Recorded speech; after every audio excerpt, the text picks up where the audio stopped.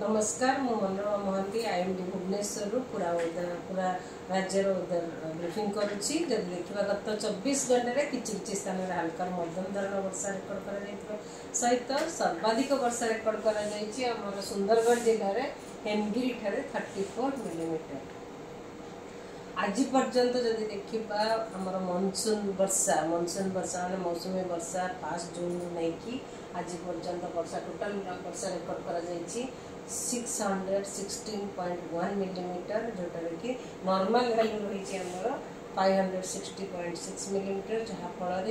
पूरा राज्य में वर्तमान 10% एवं नॉर्मल रेनफॉल रही। वर्तमान किसी प्रोमिनेंट सिस्टम नहीं मनसूनल सिस्टम और सिनाप्टिक सिस्टम जोटा कि वर्षा जोटा वर्षार वृद्धि होता है वर्तमान से सिस्टम किसी ना किंतु राज्य में किसी स्थान में हल्का मध्यम वर्षा हमार संभावना रही सहित बिजुली घड़घड़ी झटका पवन 30 ରୁ 40 किलोमीटर पर आवर गोटे किंबा दुईटा स्थान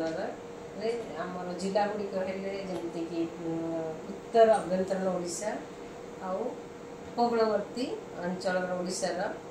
जिला गुड़िक गोटे किंबा दुईटे स्थान में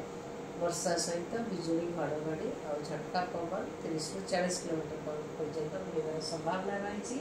यही सिचुएशन आगामी 3 दिन पर्यंत तीन दिन पर आमर जदि देखा राज्य में वर्षा पुणी वर्षा कमिबार संभावना रही गोटे किंबा दुईटा स्थान में हल्का मध्यम वर्षा होगार संभावना रही सहित बिजुली घड़घड़ी और झटका पवन 30 ରୁ 40 किलोमीटर पर आवर रही संभावना रही गोटे किंबा दुईटा स्थान में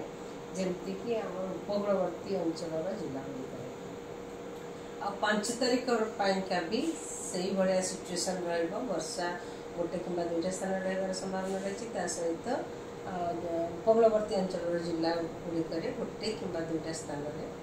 बिजुली घड़घड़ी सहित झटका पवन भी 30 ରୁ 40 किलोमीटर पर आवर रही संभावना रही।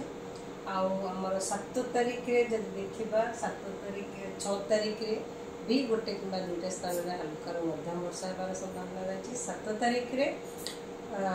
राज्य में किसी स्थान में हल्का मध्यम धरण वर्षा होगार संभावना रही। वर्तमान फिशरमैन वार्निंग नहीं विशेषकर हेवी रेनफॉल वार्निंग और फिशरमैन वार्निंग या पोर्ट वार्निंग किसी भी सेमती वार्निंग नहीं मोस्टली वर्षा गोटे कि दुईटा स्थान में रहा सहित पार्टली क्लाउडी स्काई भी गोटे गोटे जगह वर्षा पार्टली क्लाउडी स्काई और किसी स्थान में मझे मझे खरा भी आसपार।